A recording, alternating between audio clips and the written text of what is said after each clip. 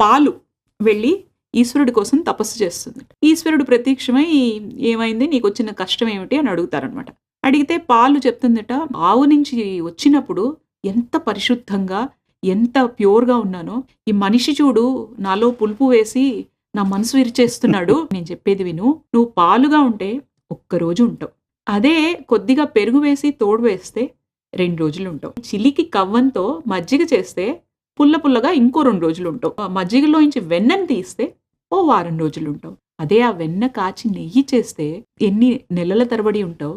ఆ నేతితో దీపం పెడితే నా ముందరే వెలుగుతావు కదా!" జీవితంలో గూడా ఎన్నో మార్పులొస్తూ ఉంటాయి. ఆ పాలల్లాంటి మన మనస్సులో ఆధ్యాత్మిక సాధన అనే పెరుగుతో తోడుపెట్టుకుని, నామస్మరణ అనే కవ్వంతో చిలికి మజ్జిగ కింద చేసుకుని, దైవ చింతన అనే వేడితో కాస్తే జ్ఞానం అనే నెయ్యితో దీపంగా మారి ఈశ్వరుడికి అర్పణవ్వగలం.